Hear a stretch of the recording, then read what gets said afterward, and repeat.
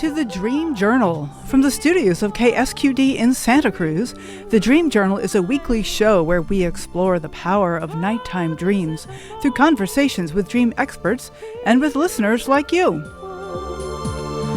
the house behind, the life you find is something understood.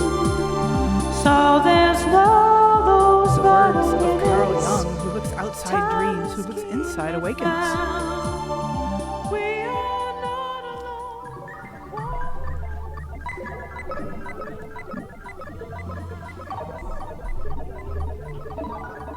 The soundtrack for today is Mezzophrenia, the state of hearing multiple melodies and harmonies in one single musical piece. What does the Me Too movement have to do with the climate crisis? And how can dreams help both?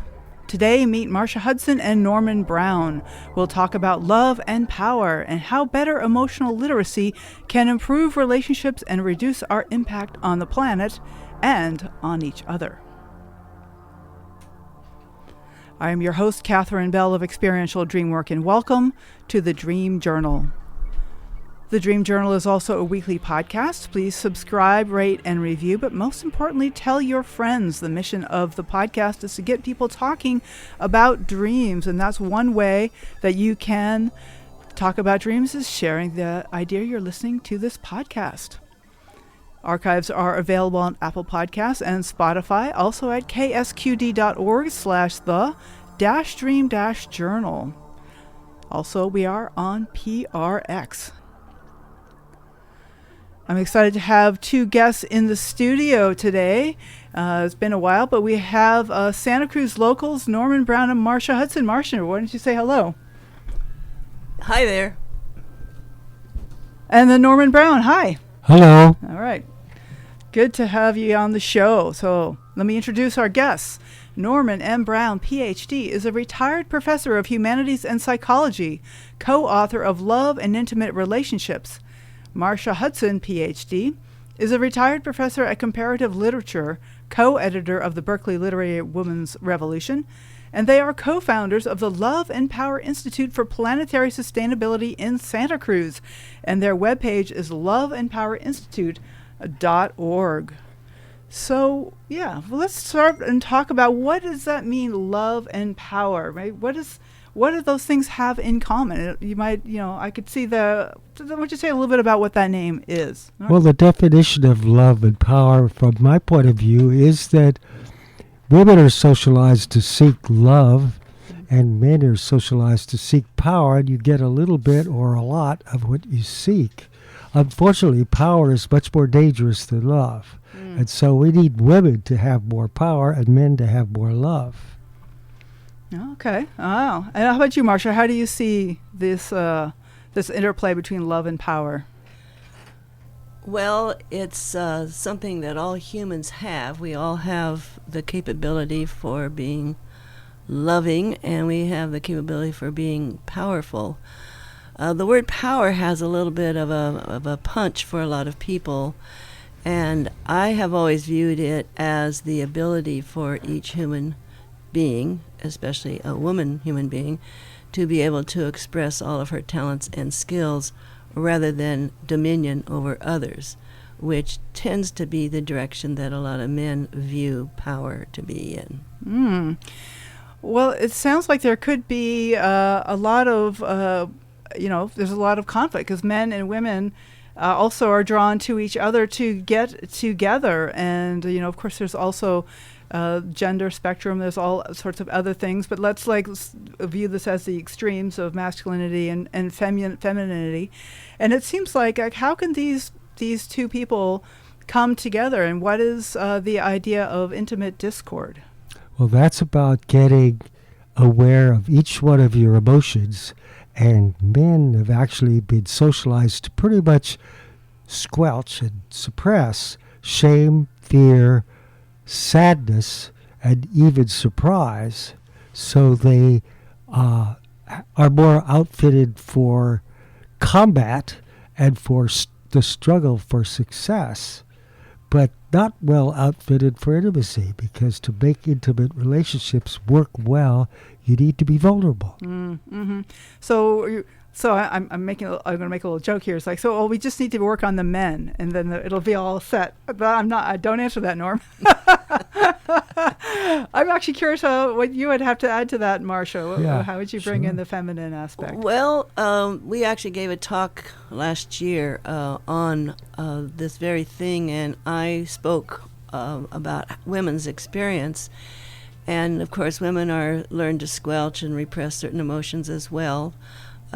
Typically, and in Western culture, in a way, women have access, it seems to be, and we're talking in broad generalities, of course, to a wider range of emotions, but there is one, and that is anger, that women are discouraged from expressing. And what happens with all of us, male, female, when we are discouraged in the expression of any of the inborn emotions, major emotions, we start repressing it. Mm-hmm. And I've actually met people, and this is a story I like to tell. When I was doing my Gestalt training, there was a woman in my group who literally, and I believed her, had never felt anger. Wow.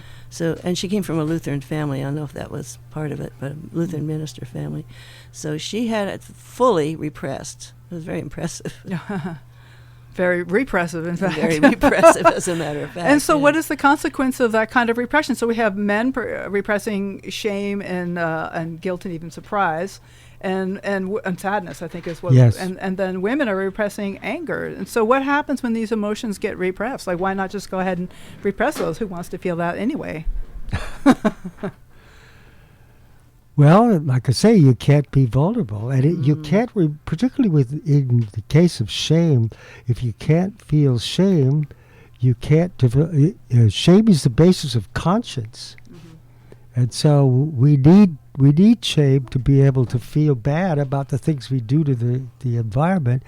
But shame, all in a positive sense, warns you that something might be wrong in a relationship you're having with somebody that matters to you, male or female. Mm-hmm. So if you feel uncomfortable, usually men will completely shut that aside and then not take the risk of speaking up about hurt feelings to be able to then begin to adjust the relationship so it can move forward.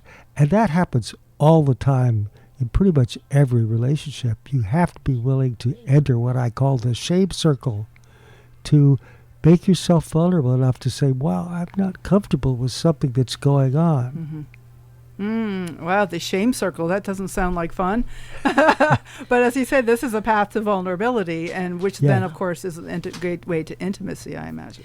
And I like to, actually, it's because of the repression of emotions that many people who have studied this believe can lead the individual and groups of individuals to very destructive behavior.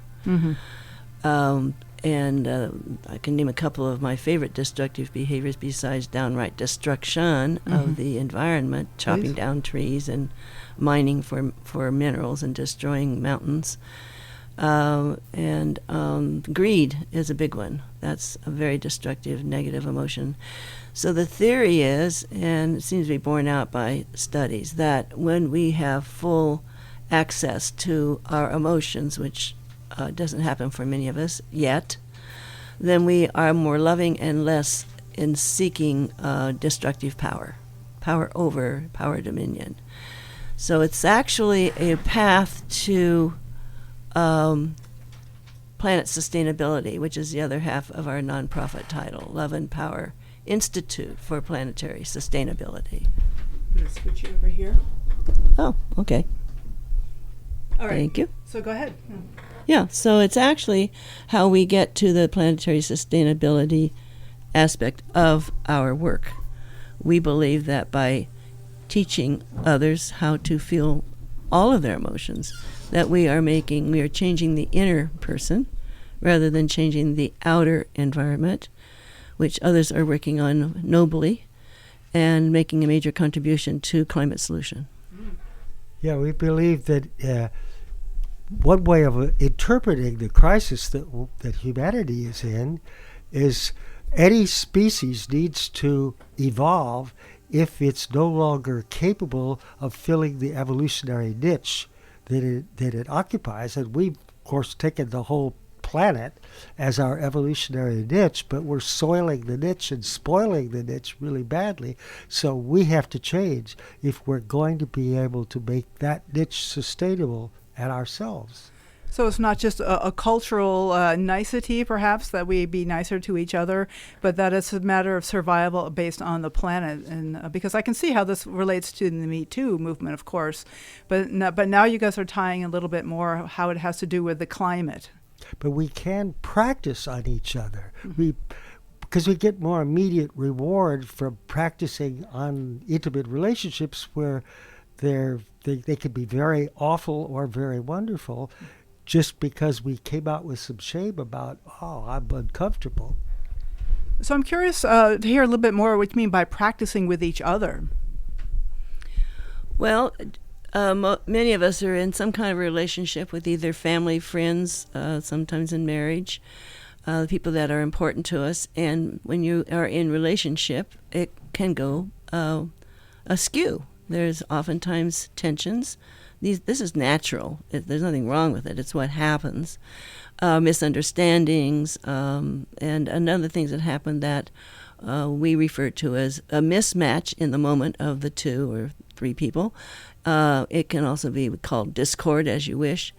And by becoming more conversant and comfortable with all of the emotions, and a lot of this means dredging up a lot of unconscious material, of course, then you can be more in awareness brings freedom. So you have much more freedom then to work with your friend, your partner, whoever the person is, and unravel what happened and repair.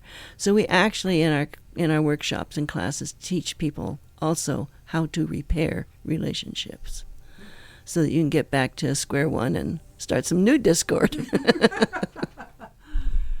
So, Marsha, you bring up the idea of the unconscious, and because, of course, in relationships, very often we are acting out the unconscious with each other, and that brings us to a topic that we are all very fond of, which is dreaming. And so I'm like, how does dreaming tie in with this this whole idea of getting in touch with these emotions and learning how to be vulnerable with each other? Are you willing for me to tell a bit about your dream this morning? If I'm careful. Yeah, if you're careful. If I'm careful. Well, I woke up quite early, probably 4:50 or 4:20 or something like that, and I decided that I would begin to fondle Marsha, who's sleeping next to me, to see if I could get her to have some pleasure while I didn't know she was asleep because she was facing the other direction, so I began to fondle her. And when she finally woke up half an hour later, she told me her dream, and her dream, there was an attacking I want to person. ask, Marsha, do you want to tell your own dream? Sure. Yeah.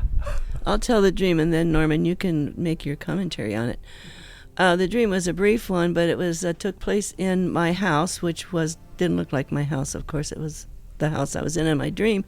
And there were people in the house working on a project with me.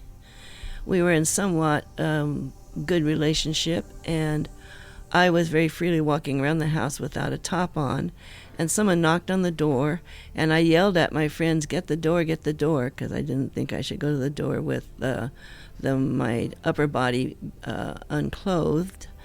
And nobody came, and then finally the people who were knocking on the door kind of came in on their own, and apparently they were city officials, and they were there to tell the owner of the house, me, by then, by the way, I'd thrown something over my shoulders, so I wasn't bare-breasted anymore, that we were wrong, that we'd been doing something bad, that we needed to change our behaviors. I think we were being too loud.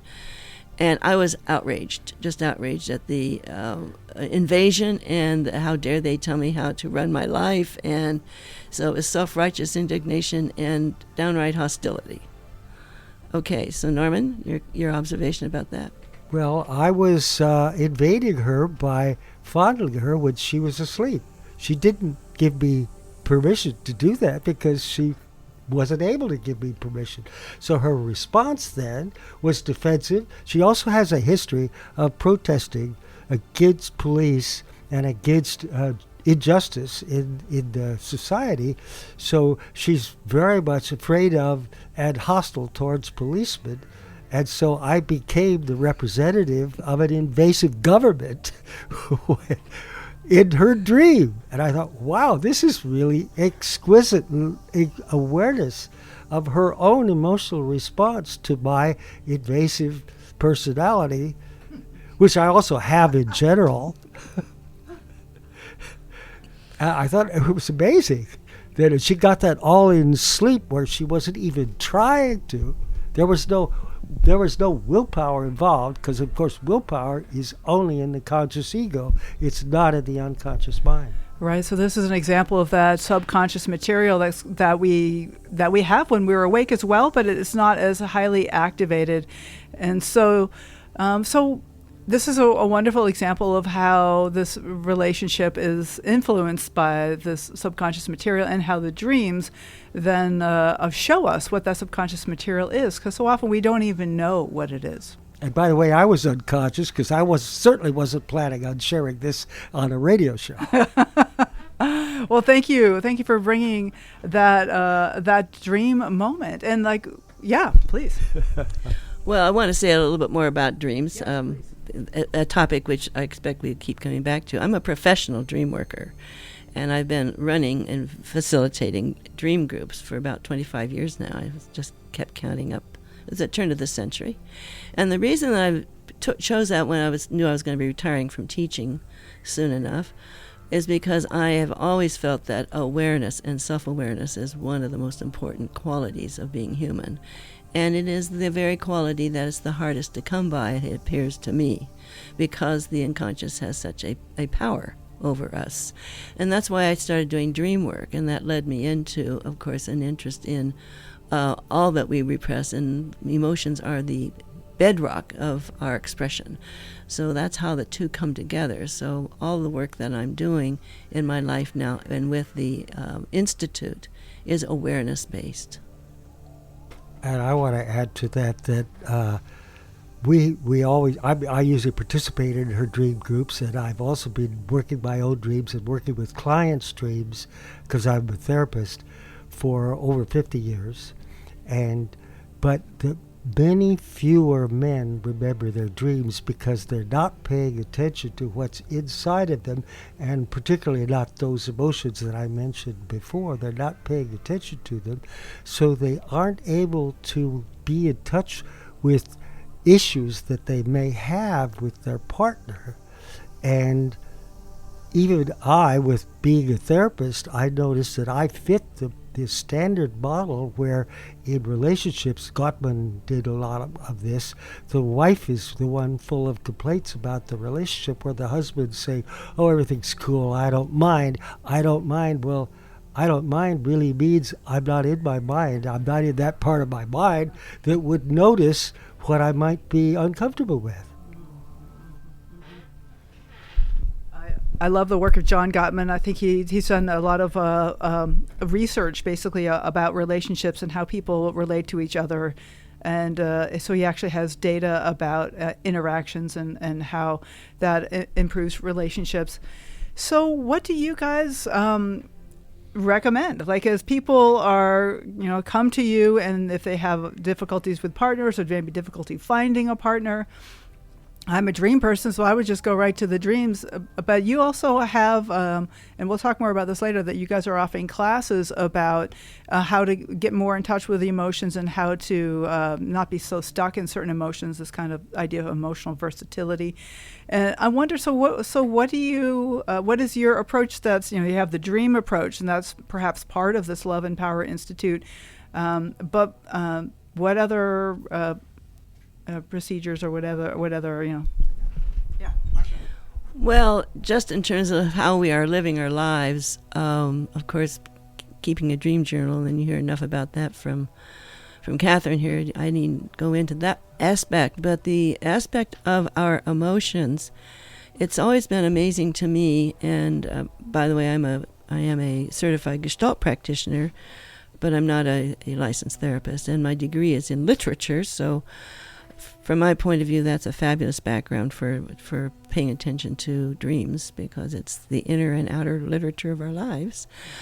It's important that we learn to pay attention to what we're feeling. And it's important to know what to call that feeling. And as much as I have thought of myself as being awareness positive, as I am, I can look back on my life and realize that there were large swaths that, as I came out of childhood, where I learned how to repress my emotions like a good American child, there were certain emotions that I would not allow into my awareness. Okay, and for me, one of them was fear. I was not allowed to feel fear, and I did not allow myself to feel fear. Well, this is major loss, let me tell you. Another, I did not know what to call a feeling I could identify as the nightmare feeling, and it was only after many years I learned that that was shame, that I had been experiencing shame. Now, I don't think that I was atypical, and I might have been more aware than most. I don't know. But it's in becoming aware of those emotions that we can not only improve our relationships, but improve just about every aspect of our lives, including, our expressive lives, our joy in our lives, being able to know an emotion and track an emotion, if you want to know more about it, brings a lot of awareness into our lives, which opens us up to experiences that we otherwise would not know what to do with.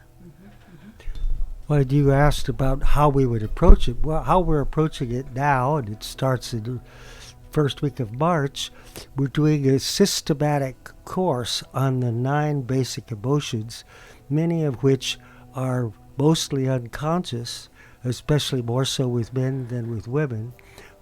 But so we're going to one class on each emotion, and we'll systematically focus on that emotion, define it, show how it affects us, and then have people get into that emotion, find ways that they felt that emotion. The homework will involve, for that week, paying attention to that particular emotion, and then we will have a lab in which people bring in their experiences, either of their current experiences or past experiences of that emotion.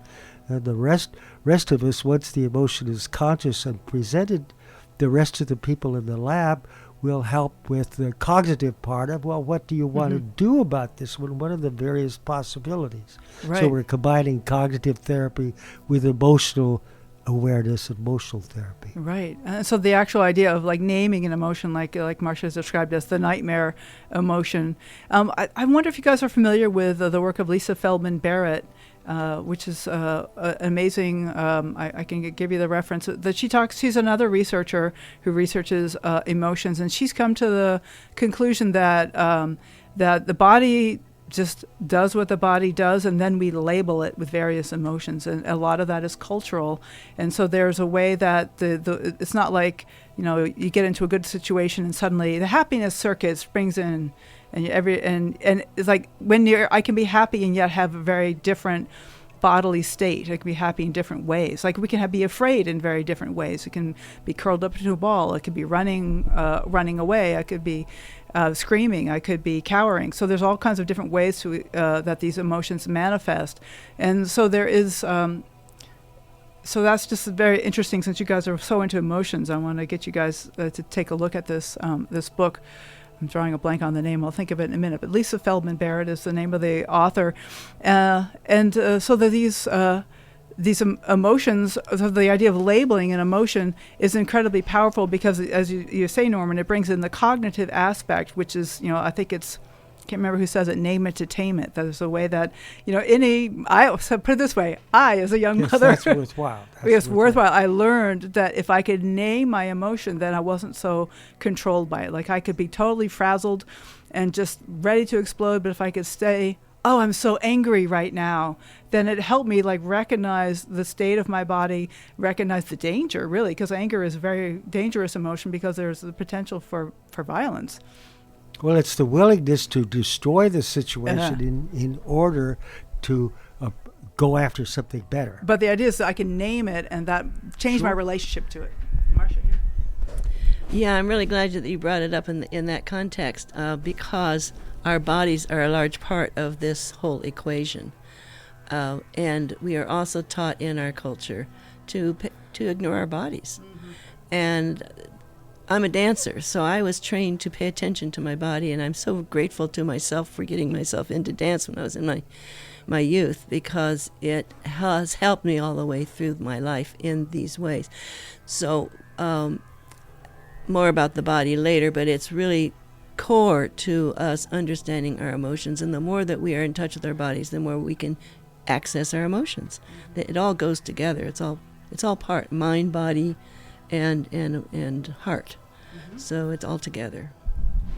Absolutely. Thank you, Marsha. So Rick, thank you. He looked up the name of that book, and it's How Emotions Are Made by Lisa Feldman Barrett. We'll just something to check out. And I want to say that it's time for us to take a short break. We have some station stuff to do, and I'll come back in just a few moments. Our guests today are Marsha Hudson and Norman Brown. They're both PhDs, and their webpage is loveandpowerinstitute.org, and we're talking about emotions and the subconscious and dreaming.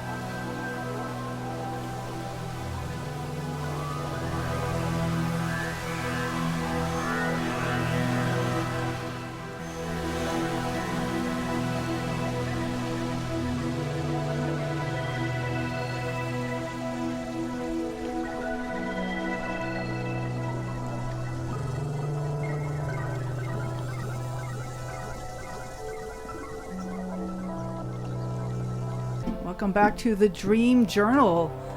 So now is the time to look into joining this year's IISD conference, which is happening at a 13th Century Abbey in the Netherlands, June 8th through 12th. You can go to asdreams.org for more information. And happy anniversary to the Dream Journal. It is now 5 years we have been on the air with over 240 shows recorded as podcasts. Unfortunately, we missed the first few shows of the first year, but hey, you can't do everything. But it's been 5 years that we have been on the air.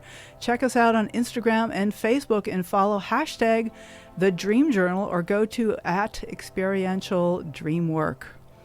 So we are back today with Norman Brown and Marsha Hudson, and we're talking about emotional versatility and intimacy and how that relates to dreaming.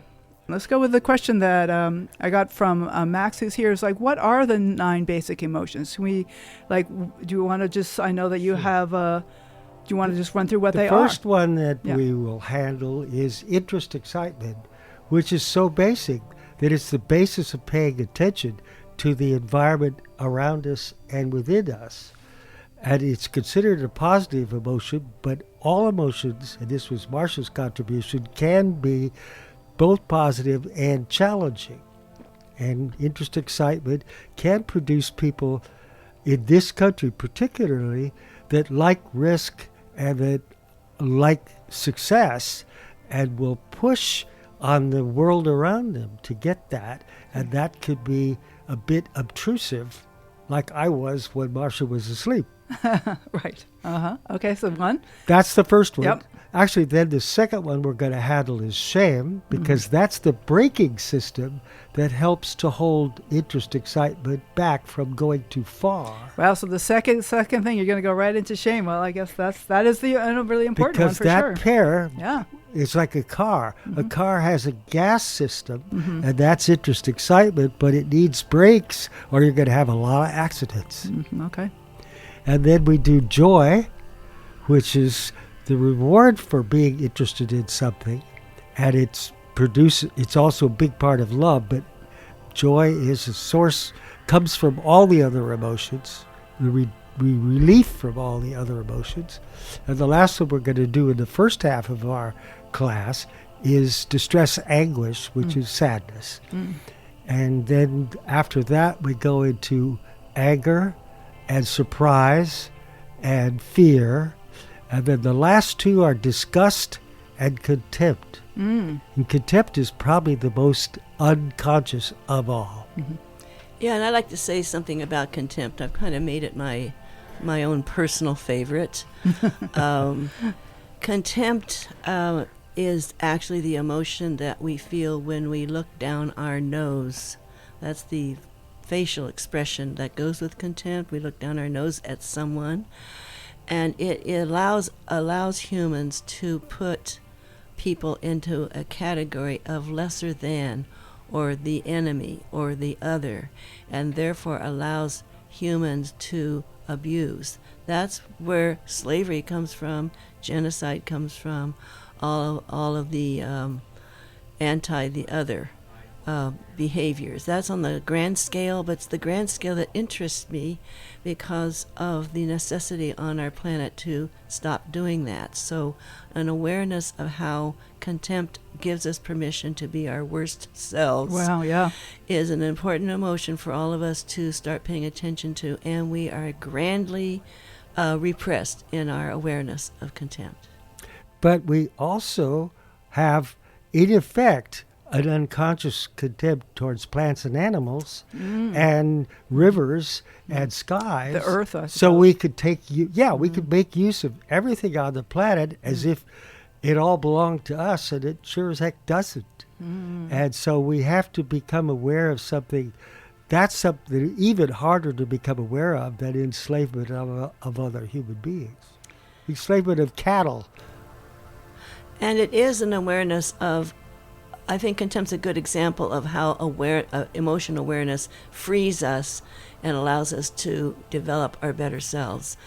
We like to say that so many people and so many groups are working on the climate crisis on the outside, changing the way we treat the environment and the world and each other, whereas Love and Power Institute teaches us to go inward and to change human nature.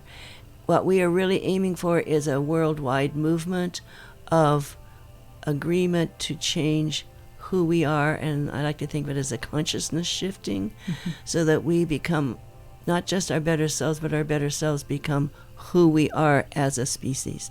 Then we may be successful in solving this problem. Right? What is that old saying? The small number of committed people is all it really takes to change the world. It's like that's the way change has always happened. That's how movements get started. Yeah. And you got to start where you are, and this is where we are. Hello, Santa Cruz. Yes. Well, yeah, I think Santa Cruz is a great place Yes, to do that it because is. it's kind of like Shangri-La. Say more about that, Norm. Well, Shangri-La is a place you have to find. I had never lived in Santa Cruz until I met Marsha. And Santa Cruz became my Shangri-La. And yes, you have to get over the mountains to get to Shangri-La. Well, that's true in the original book. They had to crash their airplane, I think, somewhere in the Himalayas to end up in Shangri-La. All right. Well, I hope we can become the imaginal cells of the caterpillar that'll turn us into a butterfly of a new world. Yes, that is the symbol of transformation all over. Yeah. So we're starting within, begin within, how to that. And it's like you've been an activist your whole life, Marsha. And so this is another kind of activism. I often say that my inner work is the most important activism that I do. And you're really saying that same thing, right? It's probably one of the hardest things we do. Yeah. I was first very active in an activist as a youngster with the civil rights movement. I'm that old. I was I was there, and went to Berkeley and got involved in the free speech movement. Some people may know of that, but it was basically about being able to have tables in the main plaza, Sproul Plaza, so that we could recruit people to go down to the South, Selma in particular, and participate in the civil rights actions. And we were refused that right by the administration, and that's what triggered all of the demonstrations and the sit-ins. And 800 people were arrested I was one of those 800. Well, actually, in a couple of weeks, we're going to have on Joan Gelfand, who is also president. She was in Berkeley during a lot of the civil rights movements, and she has a book called Other Voices, Outside Voices, it's called, and about that being part of that movement. And so what do we do now? Because everybody's online. I don't know that we're gathering in the square so much. I mean, 2017, the first big women's march, we were all out in the streets. And then like a year or two after that, there was marches, but there's not so much anymore. So how do we go forward in this highly online kind of society that we're in now? Well, I think this is part of how the interest, excitement, and what it has driven us to invent, because creativity is part of interest, excitement too. We've created things that make a bunch of people rich, but actually impoverish the rest of us. It's an impoverishment of human nature to not be face to face. Mm-hmm. Absolutely. And not to be in nature. We're big hikers, and we hike all over the world actually. And I'm always amazed that when we're on a trail, first off, there's very few people there. And secondly, literally, people will be taking a break from the hiking and looking at their cell phones. Yeah. And I laugh, but it's kind of sad, too. But we don't even take ours along. Yeah. Yes. We're talking about France. France is a beautiful place to walk trails. Yeah. And they aren't so addicted to their cell phones. But I want to say that that's an interesting question that you pose, because we're not going to get rid of all of the digital devices. They're with us unless the whole system crashes. They're part of... Which it did recently, supposedly, a couple of days ago. Oh, you meant the AT&T thing, yeah. Well, but here's what I have to say about that. Humans are humans are humans.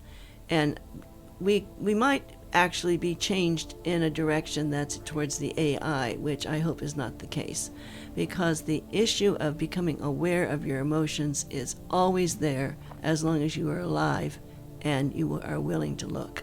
And originally, when Tompkins was just beginning his publications in 1962, there was also a research project by Schachter and Singer where they put a GSR, galvanic skin response, on the wrist of some people, and they got them emoting, and they said, well, there's no difference between fear and excitement and love, and so that means that we really don't know what we're feeling unless we see it on somebody else's face. We have to look at the people around us to find out what we're feeling. That is such bullshit. Oh, I don't agree with that.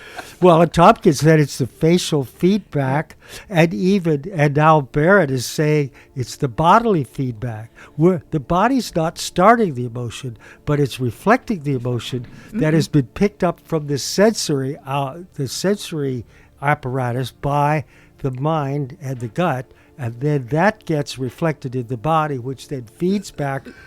There's a feedback loop between the body and the mind. Are you familiar with that book, or the work of Elizabeth Feldman Barrett? I understand what she's talking about. That's not what I understood from the book. Well, you go to a baby, and the baby doesn't get feedback from his body. No, there was no feedback. She's not talking about feedback. That's not my understanding. That she gives an example that she went on a date with this fellow that had been pestering her for a while, and she's like, okay, I'll go on a date. And so she goes on the date, and she's there, and she starts feeling all flushed, and she's kind of like hot and excited, and like there's like her blood is up, and she's like, oh, maybe I'm kind of attracted to this guy. And then she gets home and throws up, and immediately she realizes she's sick. And so it wasn't the attraction at all. So there's no feedback. It's just about interpreting what the body is doing.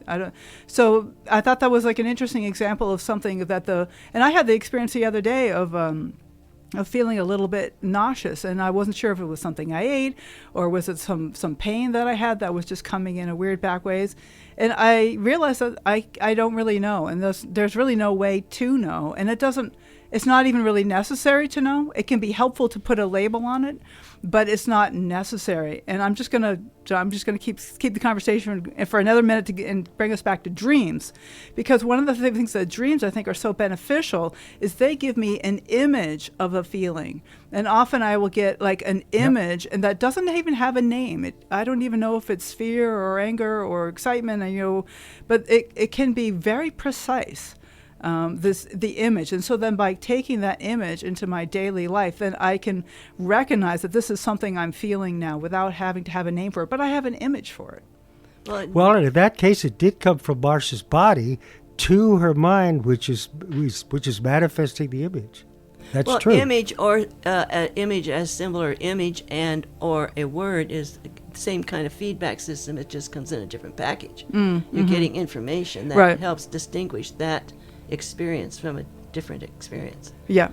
Well, there's something very rich about dreaming. Like the difference between exuberance and ebullience. Okay, they're very similar, and yet they have distinct bodily sensations, different, and they may be represented by different kinds of dreams.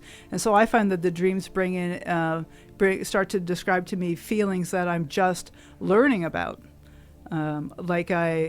Just to share one that I had while I was on honeymoon with Max. I'm looking at Max here a couple of years ago.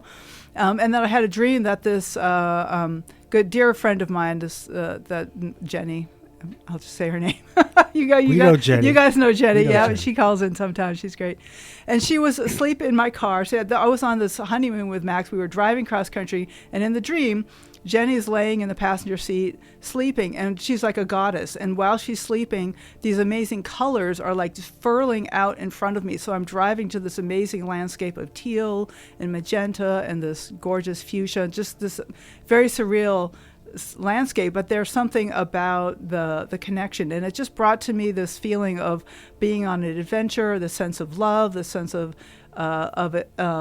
exuberance and intimacy that was really new to me, and so this dream became like a touchstone for that kind of a feeling. And so it's like I can't really put it.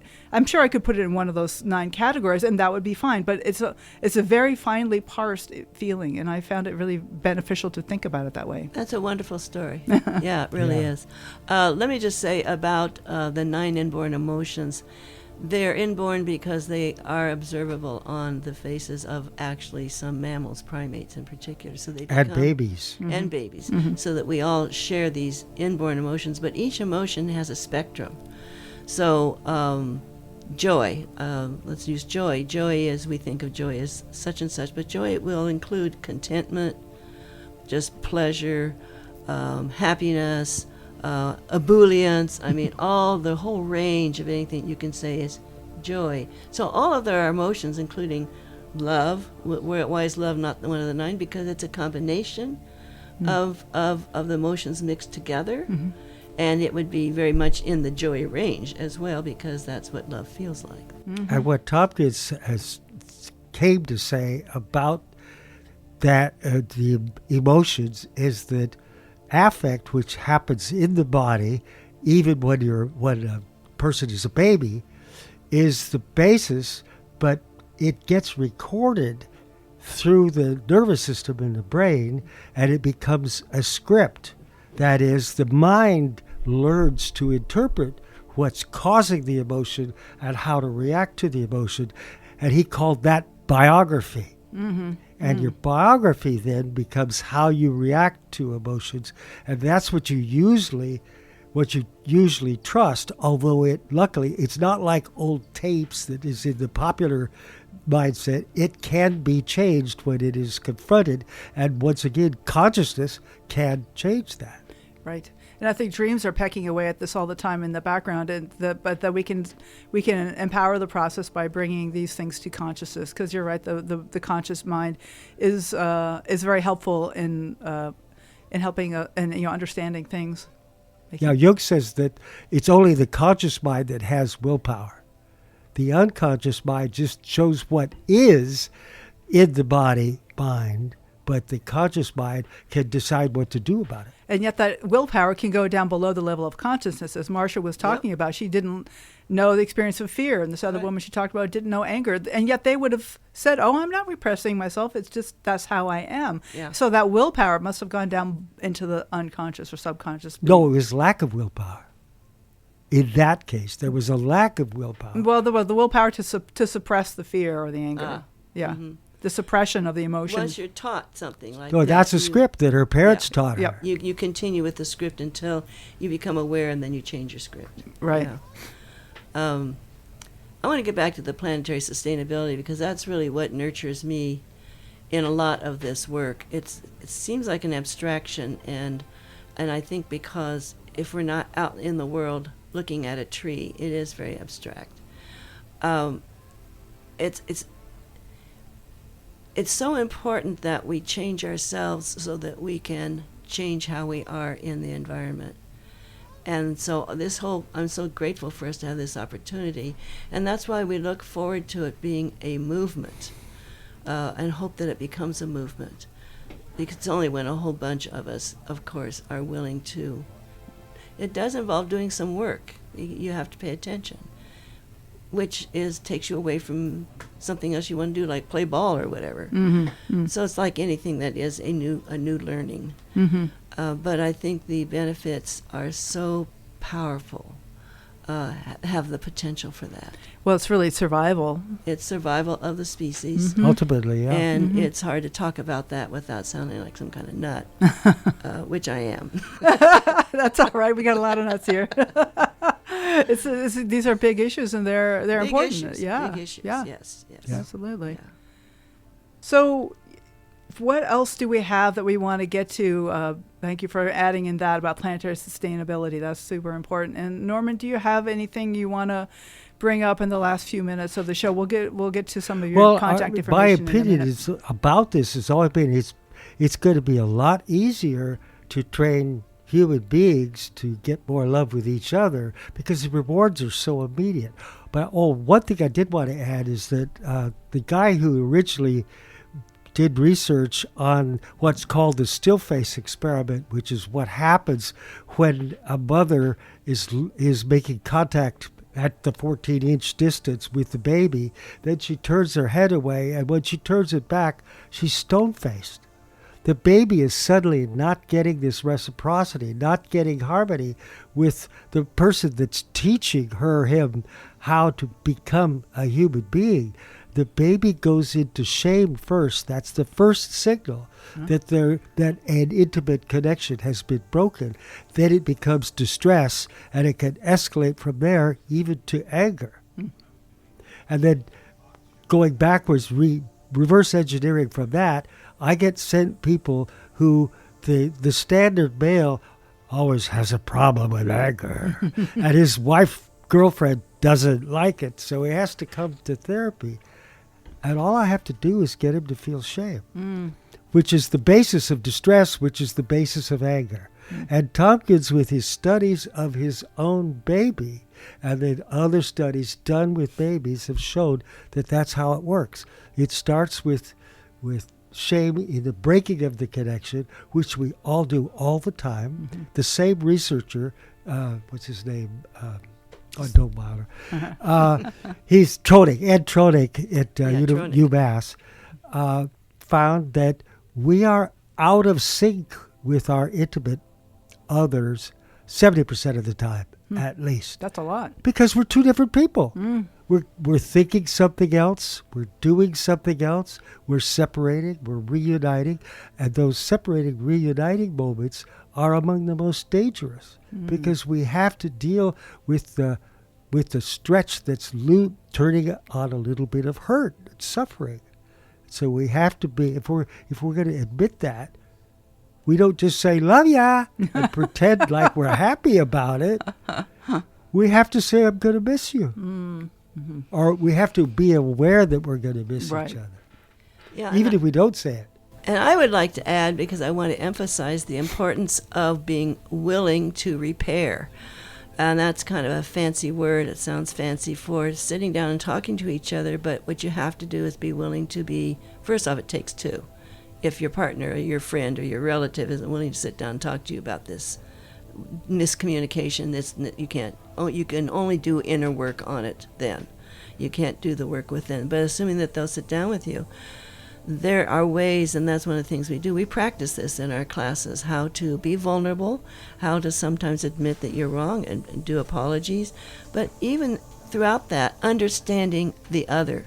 Empathy is a major emotion. Mm-hmm. Okay, it falls in with all the nine. The nine cover all of them. Huh. And that's an important emotion to use as a tool for understanding the other, so that you can come back and repair the misunderstanding. So thank you. So these classes are going to be starting March 7th, and you can find out about them on the webpage loveandpowerinstitute.org. Or call her. Call Marsha. She has a local phone. She does have a local phone, and you can get in touch with me, and I will get you in touch with Marsha. Also, you mentioned, you said you wanted to say that you're having a sermon on March 17th at the Unitarian Church. Yes, we are working on doing a talk at the Unitarian Universalist Church on Freedom Boulevard, which is mostly on this subject. It's about transformation. So we will touch on all sorts of transformation to make clear what that means and zero in on the emotions. Right. And of course, Marsha Hudson also has her fabulous, famous ongoing dream groups, which you are welcome to join and contact Norm and Marsha will do individual consultations as well as these classes. Well, I'm a therapist. So. Yes, exactly. So it's so good to have you on the show. I wonder if you each want to just say a little bit of encouragement, like maybe 20 seconds each, like a little. Why don't you start, Marsha, just a little 20 seconds wrap-up encouragement for our listeners. Well, we'd like to say that our mantra is, let love be the path to power. Very nice. Thank you. Do you have anything to add to that, Norm, or shall we let that be the... If the one key aspect of repairing relationship is to assume from the get-go that the other person isn't wrong. The other person is responding to her or his own inner truth, and that inner truth is based on his emotions and cognition, and neither one of those can be wrong. There isn't one person right and the other person wrong. There's something right about each of us, and there's something confused, perhaps, that happens between us. It's not your fault. It's not my fault. There's a fault zone between us. Thank you. Let love be the path to power. Yes. All right. Thank you so much. So good to have you guys here. All right. Well, thank you. Thank you, everybody, for listening. The Dream Journal is produced at the studios of KSQD in Santa Cruz, and we are live every Saturday at 10 a.m. Pacific at ksqd.org. The podcast is released on the Monday after the show. It keeps us growing when you subscribe, rate, and review. I'm Catherine Bell. You can find out about my dream coaching practice at experientialdreamwork.com. You can email me at catherine@ksqd.org. KATHERINE@ksqd.org. Follow Experiential Dreamwork and hashtag The Dream Journal on Facebook and Instagram to find out about upcoming shows.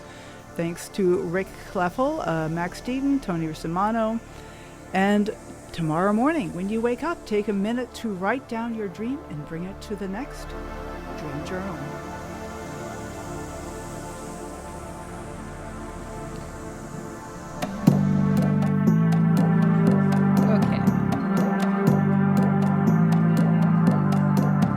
Had an old thought in the old town, waking up, feeling down, was what I learned in the old school, is there's no